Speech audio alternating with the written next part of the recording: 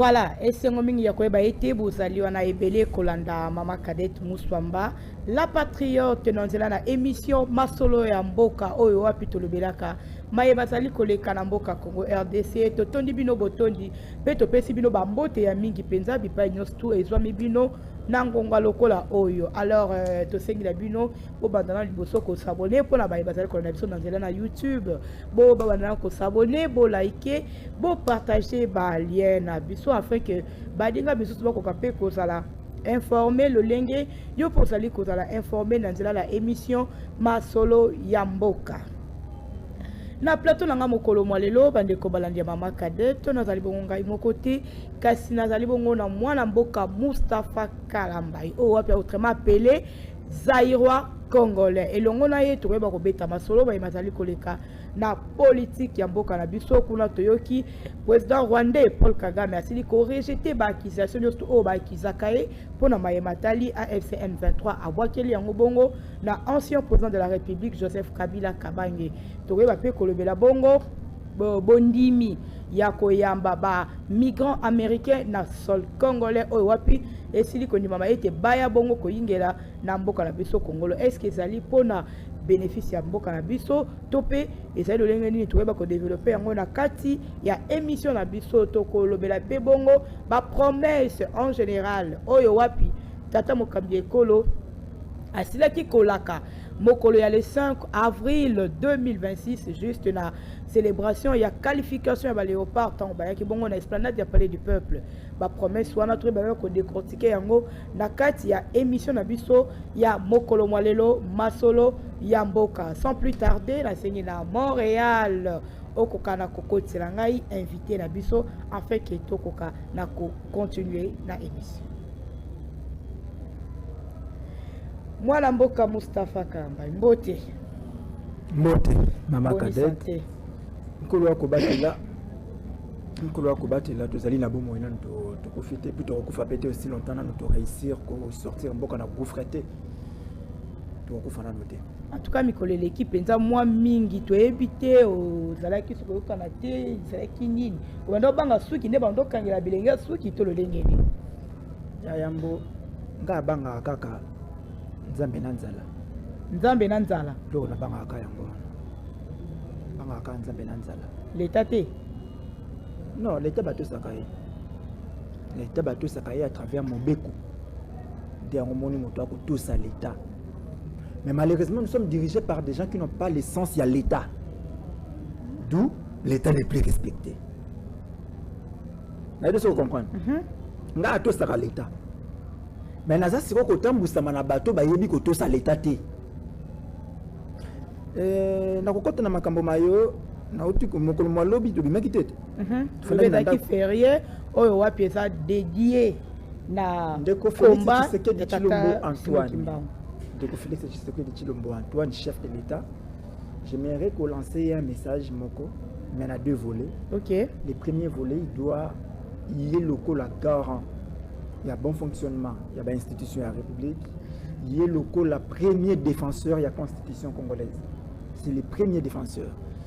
Il y a local la premier défenseur, il y a Mobeko li continue biso o ya Jiraki pour défendre la constitution, il doit koye bayete nous ne sommes pas tout na été au tout na ba guide religieux, un état tout na ba mola, ba ayatollah, il y a pas chez nous. Biso tozali un état laïque. Il ne peut pas se réveiller un matin, il est le chef de l'État, accueilli na Kamba pour qu'il déclare Kamba terre sainte. Ça n'a aucun sens. Alors bien on peut désormais. Ça n'a aucun sens. Il y a parce que lui n'a pas ses droits. Lisez l'article 1 de notre constitution, elle est claire. Exact clair. Na koki kondimate mokonzi mboka banda ko proclamaka mabele moko boye ya benyango esatu bondo c'est-à-dire o pa ko ya lobi kuna ko bisa biso ke ono Notre-Dame du Congo ekomi terre sainte o pe muso ko ya kuna biso te Notre-Dame du Congo te ngana zui église aneyo o pe kuna ko ya mkola biso ke te ngana zui vuvam o ko pe kuna te ngana zui ya taonda, c'est ça? Non. La République démocratique du Congo est dans ses frontières du 30 juin 1960 un état de droit indépendant, souverain, uni unie et indivisible, sociale, démocratique et laïque. Wana constitution mboka na biso. Article 1er. Article 1er. Laïque. Et quand on dit un état laïque, ici, tu reçois religion moko, ya mboka, religion moko banani. Non, non. Nous sommes un état laïque et lié à violer mon beko en allant faire ça. Il ne devait pas faire ça. Et si on était encore sérieux dans ces pays, la Cour constitutionnelle devrait poursuivre le président de la République pour avoir intentionnellement violé la Constitution qu'il a juré défendre. Donc à violer mon beko, il a juré qu'il faut défendre. Mais encore, paradoxe, moi on a monné la 4. Ah ben j'ai Terre Sainte. Il devrait respecter Terre Sainte. Ouais. Il devrait respecter les conditions où il sera que côté la Terre Sainte. Pour le côté la Terre Sainte, il y a Kimbangiste, mais il y a côté on a des souliers. Parce que on continue à déclarer na Sémat. Mais ça y est, on a souliers. Mais tant que la Terre Sainte, il y a Jérusalem. À la Kipa, on est la Kipa. Le gros voilà, akenda kolata kipa pour kota na kati. Donc kuna tosaki siko Terre Sainte ya mukola kenda kana Qatar akota na mosquée ya banani ya ba musulman kuna alongola kama papa atuna kata do elingi kolobanini l'homme est dans sa politique flatteuse. Azako flatté bandekonanga bakimbangis qui ne comprennent rien parce que bon il faut comprendre que l'église Kimbangis c'est une église qui est vendue dans le régime nyonso. Batekela ngo président Kabila, batekela ngo président de la République actuelle, il faut comprendre. En tout cas na ebité ce ko yo kolongola yango ndengo lobi peki. Non, moi je ne peux pas accepter. J'aimerais que les Kimbangistes entre eux le disent. Oui, j'aimerais que les Kimbangistes entre eux le disent que quand ils Terre Sainte, malobana bango, ils bandit ko malelote. Ils bandit ko banda kala. Bazata na nzela tia ko makamba ngope. Mais banda ko banda kala. Ça j'admets. Bazana nzela ko ko batuna la tonga nzela kuna. Bazana nzela. Yo mo côté la bango. Nzela okende kamba kala la mabulu kuna okende nzela. Et comme des mabulu mais quand même ezala ki quand même. Na tonga nzela wana. Nous défendre ngo so kenda kamba winzela kamba ndezala. Osa mikolo na nzela. Okelelo komi lelo. Kende lelo koma lelo betulo maboko. Ah bon? Bon. Je ne suis pas d'accord que Mokonzi Mboka ande aloba yango. Yango na longoli yango. Voilà. Wana ezalaki mokolo malobi le 6 avril 2026. Mais je ne suis pas contre les combats ya Simo Kimbangu. Non non, je respecte parce son combat. Parce que date wana ba dire on la combat non, le combat je respecte. Il réveille à conscience. Ça je respecte. Je respecte. Mais je ne respecte pas le fait que Mokonzi Mboka a déclaré un combattant sainte. Ça je ne respecte pas. Mais autour de Makambo apparemment la contraire. Non, contraire des autres respecter ligne combat il y a Simo Kimbangu. Oui. De la même manière, je respecte le combat de Patrice Emery Lumumba. Je me sens fier de poursuivre le combat. On a une unité nationale. Je me sens fier de poursuivre le combat. Il y a président Kabila. Ok. Je respecte son combat. Mais je n'ai jamais connu le combat de Tshisekedi. Il n'en a jamais eu. Mais il n'y a pas Etienne alors. Il n'a jamais eu un combat. Etienne Tshisekedi n'a jamais eu un combat. Etienne Tshisekedi était dans la frustration. Il était aigu. Donc, Kabila, Joseph Kabila, oui. N'a papa Etienne Tshisekedi. Oui. Donc, papa Etienne Tshisekedi n'a jamais eu le combat. Papa Etienne Tshisekedi n'a combattu. Okay. Qu'est-ce qu'il combattait? Sur quoi est basé son combat? Bon, disons, sur quoi était basé le combat de Tshisekedi Etienne? Et alors, il y a Kabila, il a basé Joseph Kabila, son combat est basé sur l'unité et l'essence de l'État. Le respect à sens à l'État et l'unité du pays. C'est ça le président Kabila. Donc il était prêt à partager les pouvoirs, n'a pas tout, mais au moins que le pays reste un. La paix, l'unité et l'essence à l'État. Mais après départ, na net lelo oyo, bazali ko accuser, ba rejeter ba accusation pas à Paul Kagame koloba été asili ko voit qu'il est ba makamyo accusation nyo surtout bazali koloba sur Paul Kagame na maïbatali M23 top AFC et zali bongo yété mais plutôt Joseph Kabila ndé azali ko assumer autorité ya M23 siko yebisanga l'unité ngo oyo zo lobela ezali tandis que kimia ngo po zo que Joseph Kabila combat na ezalaki ya unité et puis les sous ya kimia ye wana azali ko koluka kimia akeso ko sala rébellion kuna na nini na Ok. est ya république. Na bande mutuna na répondre à la question na ba mituna moi mingi. Ok. Il y a mutuna ya liboso. Qu'il y a un seul élément qui démontre que le président Kabila est dans la rébellion FCM 23. Personne. Par contre, il est à Goma. Ok. 2. Qui a dit que le président Kabila est dans le FCM 23? Il y a 2 personnes.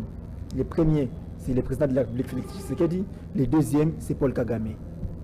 Entre Paul Kagame et Félix Tshisekedi, Baza, amis et partenaires fiables et sûrs, des frères. Et les 2 frères ne peuvent pas se trahir pour un étranger. Et qui est l'étranger? Entre les 2, si Félix Tshisekedi et Paul Kagame sont des frères, l'étranger c'est président Kabila. Donc, Tshisekedi et Kagame peuvent bien coaliser pour accuser le président Kabila. Écoutez, Mustafa, en tout cas, non. Yo koloba nga ite ke bango mbali ba yo kana to yebi malamu ete na boka oyo monguna ya Congo ezali bongo ba Rwandais. Mais ce que ba Rwandais non, c'est une erreur. C'est une erreur grave. Le monguna Congo, ce sont des Rwandais. Ceux qui viennent de tuer, la semaine aussi, la semaine passée, ceux qui ont tué na Ituri, ce ne sont pas des Rwandais, ce sont des Ougandais. Ok? Bamboro, ce ne sont pas des Rwandais, ce sont des Soudanais. Ok? Mais il ne faut pas me dire que les ennemis à Congo sont des Rwandais. Non, ça c'est faux. Les premiers ennemis du Congo sont les mauvais gestionnaires du Congo. Les premiers ennemis à Congo, ils ont géré ma baie Congo. Ils sont les premiers ennemis. Ils sont censés protéger l'intégrité du territoire congolais. Ce n'est pas aux Rwandais de le faire. C'est aux Congolais de protéger leur pays. Et si les Congolais ne le font pas, ce n'est pas la faute aux Rwandais, c'est la faute aux Congolais. Ne venez pas me dire ici que nos ennemis sont démontré que les Rwandais, les Ougandais. Ok. Alors, les points de ça, on a niveau. Paul Kagame a lobby que le président Kabila il y a M23 et M23 Makambouya Congolais. Et lui ne peut pas interdire le président Kabila de résider à Goma. Mais oui, Kagame ne peut pas interdire le président Kabila de résider à Goma. Parce que Goma est une ville congolaise, Goma n'est pas une ville rwandaise. Certainement. Comment Kagame va interdire à un Congolais de vivre chez lui? Et si Kagame ne peut pas le faire, d'ailleurs Félix Tshisekedi non plus ne le fera pas parce qu'il a le devoir de protéger la Constitution. Or la Constitution, dans son article 30, me permet de vivre partout. Mais pourquoi dans mon pays? Oui, la Constitution doit permettre de vivre partout. Pourquoi seulement Goma? Pourquoi seulement Goma? Katanga. Très bien. Et puis comme ils ont une zone occupée par les rebelles. Ok.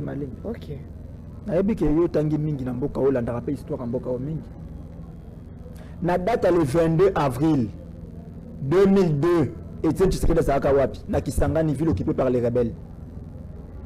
Avant que na Kisangani wana abandela ki wapi, abandela ki na Kigali. Le 20 avril la na Kigali, afandi na Kigali, le 21, le 22 à na Goma. Après à plutôt na Kisangani. Kuna zaki akoma ki makenete ba Rwandais. To akoma ki mukolo RCD. Non. Moi, j'aimerais que nous quittions un peu réflexion et bonne amitié. On doit penser État, on doit penser la nation, on doit penser la République. Deuxième élément, vous avez pris le président Kabila ici sans l'entendre, vous avez levé ses immunités. Sans l'entendre, vous l'avez condamné à mort. Sans l'attendre,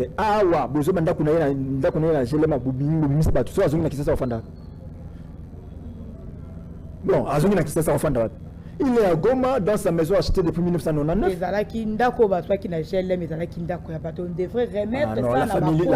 tu as fait vendre. Oh, mais ça qui ndako bato la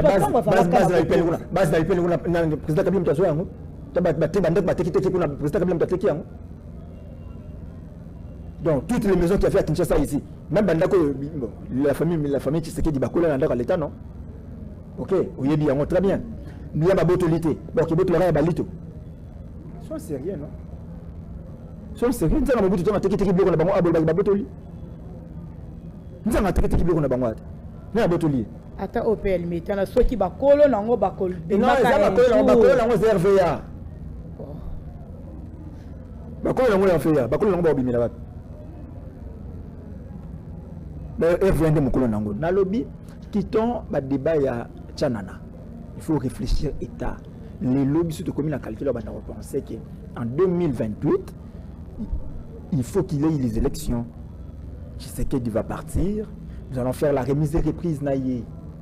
Nous, notre génération, nous allons faire la remise et reprise na Félix Tshisekedi. J'insiste. Remise et reprise naïe en janvier 2029. Il part, il nous laisse la République. Et nous souhaiterons qu'il reste ici à Kinshasa. Toro dérangé été. Toro kandaye été. Toro condamné pas morté. Toro pétissé pas bimamboka. Afin d'aller dans Mboka. Abimate. Est-ce que vous êtes sûr à côté de les 26 provinces, là, bien. Tu peux pétisser de la province telle, tu peux pétisser de de Belgique. Oh. Oui. Ah, qu'il y a des Belgiques dans la canne. Enfin, la Congo. Ah, bien, il Belgique pour Belgique, c'est pas chez nous. Rwanda, Goma, à Bukavu, dans Aro, Massimanimba, Kikwiti, à Kokende.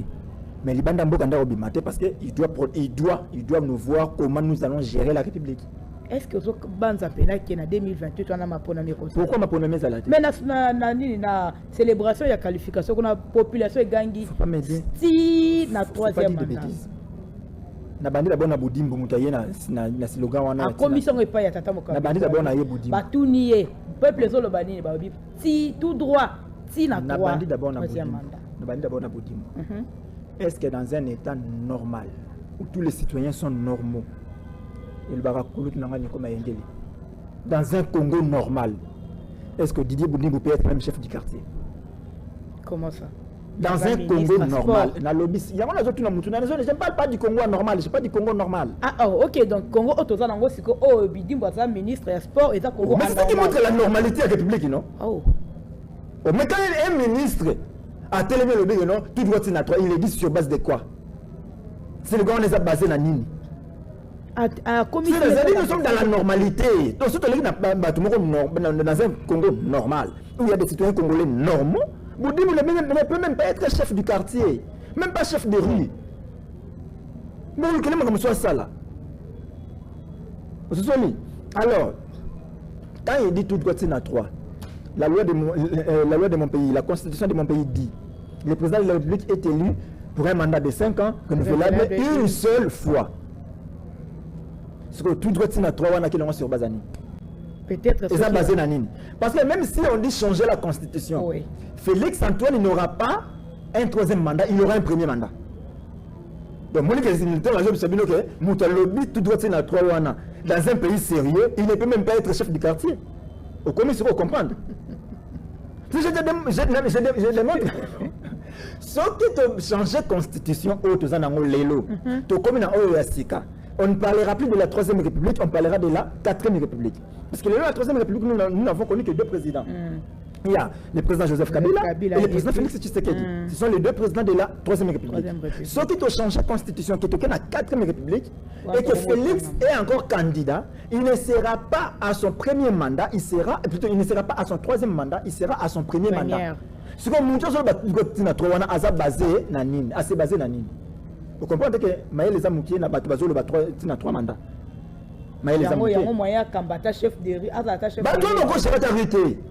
Pour Maël les a mouqués au gérer ndengeni. Le pays est basé sur les textes qui réglementent la République. Il y a des textes de réglementer la République, au bien voté, au gérer la République ndengeni. Yango moni bozangi c'est même ba supporter visa ba kende Mexique. Il y a autant de mission na passeport ordinaire.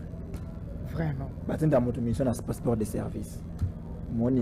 Parlons d'abord de Makambo ya Léopard. En tout cas, Tomé Kalan Kolobele Yango, Bozongi ya Léopard na Congo pour célébrer la qualification na Bango. Basali Mikolobele, un match Betami le 31 jusqu'au 1er avril. Mais Baye Koya na Kinshasa le 5 avril. Après 4 jours, au Bavande Kuna na Mexique. Déjà, il faut savoir qu'il y aura certains joueurs qui peuvent avoir des problèmes dans le club de Bango. Là, j'ai prié les bons dieux qui est écomaté. Oui. On laisse ça, mais je prends célébration. Vous êtes dans un pays de sorciers. Oh. Je ne dis pas que vous êtes bandoki. Alors. Tout ça n'a pas de bandoki. Nous sommes dans un pays d'endoki. Tala kindoki à Liboso. Aussitôt le léopard arrive, tu peux bango ba jeep. Oui, ba jeep. Na yebi te za feinte, tu vas sur déjà. Jeep moko eza valeur à peu près à 160 000 $. Oui. Parce que baza plus de 60 personnes. Ce que c'est 860 000 fois le nombre, on a tout combien de millions de dollars américains. Ça, c'est comme ma pango. Soit ma pango, soit prime du match. C'est très bien. Mais pourquoi vous devez faire des choses pour énerver les gens? Et na bandi na la partie on a deux volets. Il y a l'ibosson na bandi na volé ba bazui honneur tout ba pesi na mokonzi mboka. Oui, c'est très bien, c'est les premiers citoyens de la République. Quand les léopards gagnent, c'est les premiers citoyens de la République qui ont ba pesi honneur. Mais quand on n'a pas d'eau chez nous, ce n'est pas Tshisekedi. Quand il y a des embouteillages, ce n'est pas Tshisekedi. Ceux qui mboule bêtement et tondi na banzela, ce n'est pas Tshisekedi. Là, c'est innocent. Ceux qui mboule bêtement na simanda kuna bango, avenue de Loya, bisika fanda kawana, na baluki na sima avenue du tourisme, pas na bango kuna. Ma et tondi, ça ce n'est pas Tshisekedi. Ceux qui des écuries, avenue il y a monga lima on zo mata, bisika ma comment rotonda tonda place wana na des écuries. Mboule no ki ma et tondi, pourquoi bandoko ta pas nzilanda kuna yona. Ça ce n'est pas Tshisekedi. C'est Tshisekedi quand les léopards gagnent. Quand Batmasangi Misala, ce n'est pas Tshisekedi. Il a promis le travail là-bas jeune. Faut pas dire des choses pour insulter encore ces jeunes. À la date qui en janvier 2024, qui a recréé 6 millions d'emplois, il a créé déjà combien? Peut-être avant a été... 6 millions, non, attendez. À la date qui 6 millions. C'est-à-dire par an, on devait avoir 1 million quelques mille d'emplois par an. Pour qu'il y ait 5 ans à totaliser 6 millions. Mais il a fallu déjà 3 ans. 2 ans, 3 ans. Disons 2 ans. À créer combien d'emplois? Zéro. Na 2 ans d'emploi, créer zéro. Peut-être que c'est sous chance. Voilà le Kabiso. Oh, alors quand on dit peut-être on a 2 ans. Oh, yo. Ah, ça rien. Oh. Oui. La minute où on candidat survie, après pouvoir dans ça, c'est ce qu'il pense. Mais là, il ne pense plus gérer l'État. Tant que Maïso ne m'a pas la bande qu'on a vu, ça ce n'est pas Tshisekedi. C'est Tshisekedi seulement quand les léopards gagnent. Donc il a l'argent à mettre pour les futilités, les loisirs. Mais il n'a pas d'argent à mettre pour construire des écoles, pour réhabiliter des écoles. Il n'a pas d'argent pour réhabiliter Banzela. Là, lui n'a pas d'argent. Il a seulement l'argent pour repasser les léopards. J'attends, ils ont partout. Non, non, mon léopard, comme la maille au pire. Donc là, il a l'argent pour ressembler à léopard, mais il n'a pas d'argent pour repasser les Congomans, l'Union surtout maille. Santé maintenant, c'est que tout ça bandoki. Comme bisika mboka za bandoki. Mboka bandoki. Et puis bandoki on va jouer ba pumbora na butu.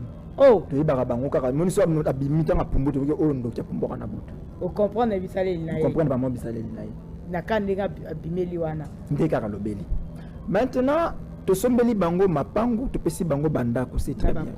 Mais qu'est-ce que vous faites de ces papas là, fonctionnaires à l'État pendant 50 ans de service à Kendara? Si le lot va foutre minamité, hein. Qu'est-ce que vous faites de ces fonctionnaires de l'État au Bazou Basou Bata Païté? Moi, j'étais dans ce Congo avant le premier ministre Augustin Matata Pogno. Disons même avant le premier mandat président Kabila. On ne connaissait pas la date à payer à fonctionnaire. Avant, on ne connaissait pas. Ma père m'a noté en sachet, on a poche, on ne sait jamais. Ça l'est au même mokonin. Il faut avoir un fonctionnaire pour y aller. Moi, je suis un fonctionnaire na yebian. Et pour ça, la période à Mobutu, c'est pas foutu père à Salika ou Nzembongo Sili. La période à Mobutu. Mais papa, on se va commissaire à la période à Mobutu, tout ça qui vivre bien, tout ça qui relève.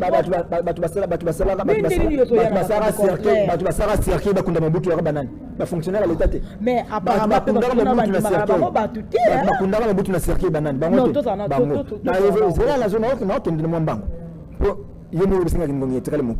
alors, tant que beaucoup de Mobutu, tous les qui n'ont pas non, en bas de temps pour la poche, n'a sachet, on ne sait jamais. Pour les services qui n'a pas ce monde, qui n'a pas ce monde. Soda, vous avez une phrase, n'a pas ce monde, qui n'a pas ce monde. Il va falloir attendre Joseph Kabila Kabangi. C'est-à-dire, mon moment. Un certain moment, mon Dieu, civil les Abilanganayo, Zouara Bilombo, mais pas civil. Mais à un certain moment, policier qui va foutre les 15. Militaire qui les 15 bandits foutent les 16 et les karaté. Fonctionnaire à l'État, il y a date na bango qui sont les 23. Là, tu n'as pas les 23. Celui Nicolas qui non na hampia quand on bête les gars tour les 24 na tongo. Pour éviter déjà les 23. Azwa les 23 parce que na tongo à Sololi. Mais bah allez lo. Mais les lots. On ne connaît plus les dates. On ne connaît plus les dates. Donc, il faut comprendre une chose. Félix Tshisekedi était Moboutiste le papa na ya makasi koleka pur et dur. Tout ce que Mobutu a fait, c'est ce qu'il lui fait. Comment Copie-coller. Tout le monde qui fait la célébration oui. N'est-ce pas? Pourquoi l'attaque quand c'est pas la célébration que là Mobutu tout ça batomoko. Mobutu appelle ça ba joueur na 74 appelle ça ba mapango na cité Salongo. Na Lemba. Il pas appelle ça mapango té. Ouais, Mobutu appelle ça ba mutu, appelle ça mutu ba coccinelle. Il appelle ça ba prado té. Mobutu appelle ça ba premier mbongo. Il pas appelle ça té. Ba ça batomoko. Donc au Mobutu a salaka 52 ans passé. Pour la qualification, vous dépensez déjà autant. Et les jours, vous aurez la coupe. C'est ça. C'est que d'attonner comme ma journée chemin férié. Et dans là qui peut déjà chemin payé. Comme ça, moi, je chemin payé. Ce que mbongo c'est pour bosomba mituka, on a besoin de rubrique nini. Parce que lorsque ça qui budget. Il y a gouvernement il y a l'année 2026. Il n'y avait pas quelque part qu'on avait prévu qualification à Léopard, Mituka, Bandaku. Il n'y en avait pas. Et qu'est-ce que vous avez fait? Ce que vous avez fait là, c'est un cadeau au président de la République. Tous les alliés, et ça cadeau au président de la République, tous les alliés ont besoin de la caisse à l'État. Si vous avez la caisse à l'État, vous avez la rubrique nini. Si vous avez cadeau au président de la République, vous avez un bon wapi. Il y a coffre bloc ou un surtout. Azumbo wapi. Oui, c'est parce que nous sommes dans un état Yabandoki, personne ne peut enquêter. Dans un état Yabandoki et le bilango Mustafa, voilà. C'est parce que tu as la promesse au Tata Mokambieko, à la Kakibongo, la population congolaise, population Bagangi, à tous les Bagangi, libérer Moutamba. Basengi libération, il y a Constant Moutamba. Pe alobi, Nayoki. Ce n'est pas la population qui a demandé libération Moutamba. Il faut rectifier. Ce n'est pas les Congolais. Bongo banani. Ce ne sont pas les Congolais. Ce n'est pas les peuples congolais qui de libération Moutamba. Ce sont des amis à Moutamba. Oh, mais pas les Congolais. Ah, Nassisa Kassit. Nassisa. Il y a le groupe, il y a Bololé Missa, Tubabi, Mokonzamboka, Mokonzamboka, ça n'a mandat, ça n'a mission. Ce sont les Congolais. Parce que les étrangers sont traités par la nationalité Ninikas. Il faut pas associer faut pas associer les noms congolais dans toutes les bêtises, s'il vous plaît. Quoi associer comment congolais dans la bêtise de sortir? Parce que congolais ont battu. C'est-à-dire moi nous sommes dans sa bouso banaï, que la population congolaise. Le la population congolaise dans sa bouso babat. Si nous dans sa bouso banaï, le baké, bazo ba moko bonisa tout, ba kombo na bango tel, ba sel makambo na bango. Tu enlèves congolais dedans. Population oh basenga qui libération ya Moutamba. Tu peux savoir nationalité ni selon yo. Na so pesa na la la nationalité. Parce que ça va na la groupe ba tumisa tu basangana ki ba libérer. Parce ya nationalité nini. N'est-ce pas congolais? OK, tout le bela bakinois. Est-ce que Moutamba est moi congolais? Oh, comme communauté tous na distribuer la nationalité. Comment se fondé les autres douter? Est-ce que moi congolais? Est-ce que on a congolais? Est-ce que Félix est congolais? Et comment si on douter na nationalité douter? Parce que je connais beaucoup de gens au Congo. Retrouver na Tongo il parle le Congo mais na pourquoi ça a un passeport belge. Na Tongo il parle le Congo il est à Tolo congolais na pourquoi ça a un passeport canadien. Oui on va dire. Au Lukaya tout le monde signale bana bazara puis moi signale bana bafanda na Belgique bana tout ba belge. Mais yemo congolais. Yemo congolais. Congolais on peut parce que il gère le Congo soit le Congo soit qui va signer que non c'est un citoyen belge. Peut-être que coronavirus singa mona kutana tata moko boyono. Responsable à Mboké. Oh non, ils ont pas na bango na Canada. Ils ont pas na bango. Ah oui, pas Bapaya. Ah, pas Bapaya. Ces choses ici, vraiment. Donc, bah tu vois que c'est la libération Moutamba. Et Moutamba le Yoki. C'est une bêtise. Comment ça? Moutamba n'a pas un problème avec le président de la République. Mais à quoi ça la Moutamba n'a pas un problème avec le président de la République. Oui. Moutamba a un problème avec la justice congolaise et le peuple congolais. Le peuple congolais est d'abord déçu. Au lieu de côté la Moutamba na makala bisika Moutamba zalaka bango ba éviter. Le peuple congolais est déçu. Il y a remona que Moutamba qui a touché à l'argent des Congolais. Bonga ba Congomani bunga. Argent qui saki yango. Mais le bonga ba Congomani bunga ngi déjà. Et linga qui est bunga. Ça va te soki na chombo na na poche. Apoye ko zongisa. Te na ko zongisa te. O kanginga nango na poche. Oui, c'est un téléphone, un téléphone, na poche na pardon, na bimisi na poche pour le bic non na zamu yibiti na yibi. Parce que na soki on a ça na poche nanga. OK? Na tiko na poche nanga pour yemo na ngote. so il y a pour ce monde on a ce que maman telle bungisi téléphone so on a tellement déjà na poche nanga c'est qu'on a combien d'idées mususu. Alors le problème à Mutamba c'est que tu prends l'argent de l'État ou affecté mon indéniable mabé. Oh, la mauvaise affectation des fonds est un détournement pur et simple. Et pour ce cause ça peut battre en plein Kosamba. On a attaqué on a caisse moko ya na nini ya kokangama nzoka luvunu. Ça ne passe pas. On va libérer lui dit que bon na yoki na ko libérer mais quand il dit na yoki ça na yoki. Na yoki qu'il ko libérer ou bien ko libérer comme il a fait avec Caméré. Bah condamné Caméré, à l'objet Caméré était un citoyen sérieux, honnête. La République a encore beaucoup à faire naïe. Après Bimisi comme ministre économie. D'ailleurs, bah c'est bien Mutamba. Donc il doit la même procédure. Sinon des population senga kibongo et sengele. Mutamba basenga kibongo. Mutamba. Mais avant jeune local, pourquoi qu'on soutenir son libération? C'est maintenant ça le problème avec vous. Avant jeune. C'est ça le problème avec vous. J'ai besoin de jeunes, mais pas de jeunes il y a mauvaise qualité. Cherche qui exemplaire. Mutamba. On peut être quand même ministre, il y a est-ce que vous assure moi Kouloune Dimnaki hein nana bon sur na Dimnaki a ministre bango belé na boloko nana yet on se attelle ba basali le côté atelier il mo le bike Kouloune na mazo ba kasali le côté il mo ba Kouloune na pour basali le côté abimisa kinde ba oya monaki ki kala bango est-ce que ça kana dossier. C'est ça aussi. Bon, dans les histoires, il y a Mutamba, il ne faut pas m'amener là-bas. Mutamba est dans sa comédie, il finit, il va partir. Et... Bon, les lois sont là, Tshisekedi, parce que Tshisekedi est au pouvoir, à combien Tshisekedi? Avec Tshisekedi, c'est la opposition républicaine.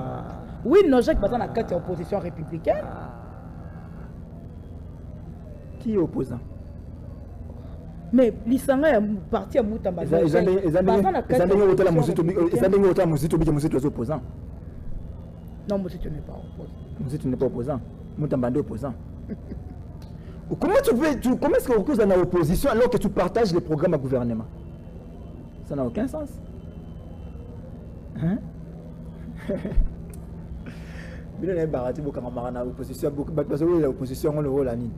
C'est ça les sous qu'on dit que ça il y a pouvoir. C'est les sous Mutamba. Non, Mutamba est de pouvoir. Il venait d'être ministre. Il y a justice. OK?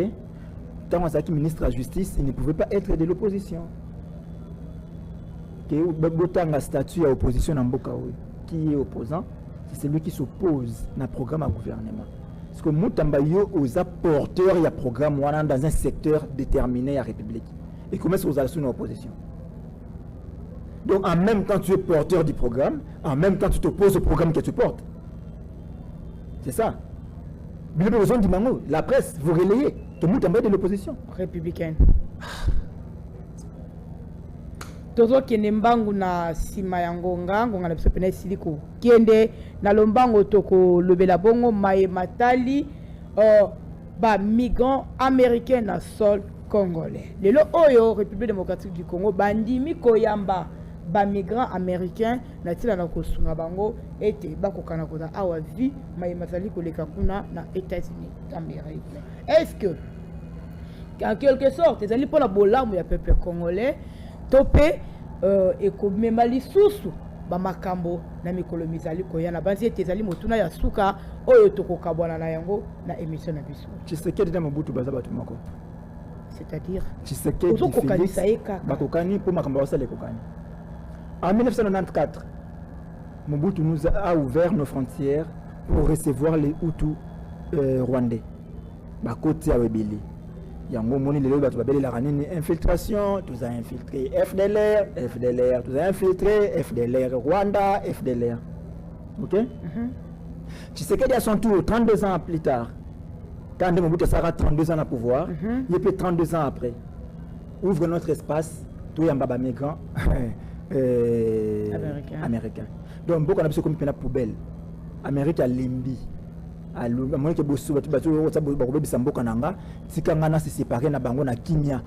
là c'est nous qui les recevons ici. C'est bizarre. 20 ans plus tard, vous roulez encore. Infiltration. Infiltration, c'est ça. Vous identifiez bango. Est-ce que HCR a yebi bato baye? Merci. Gardez les images. Tu retournes 10 ans, 20 ans plus tard. Les images restent gardées jalousement. Tokolobela yango. Na mikolo mizali ko yana banzete na sujet na yango to kelepa musika te. Pamba te tozoki mambango sima na ngonga na maso to sololi na yo mokolo mwalelo. Message ni le peuple congolais akoki ko retenir et pas inayo na maso to sololi. Que le Congo est un et indivisible, il restera indivisible. Aimez le Congo plus que vous. Ok, aimez le Congo plus que vous. Le Congo restera un et indivisible. Bomoko bolingo pe lisanga yango tozala yango bosenga na mboka na biso Congo. Izala kibongo émission Masolo ya mboka na mongongo ya Mama Cadette Mouswamba, la patriote sur votre chaîne. Abonnez-vous massivement, likez et partagez. Ceux qui mituna na ezali boko biso na ba numéro ezali affiché na bitando ike na bino, ceux qui peut ko matope ko benga tout ça dit on est disponible na tina ko yoka bino na sima ya bilili to moni bongo les réalisateurs Elohim dans mosala kitoko azali ko sala na assistance na ye Mama Esther totondi bino botondi ya mingi. Alors tokota na bino mbala sima pour l'instant botika la malamu. Dans nous, on a déjà.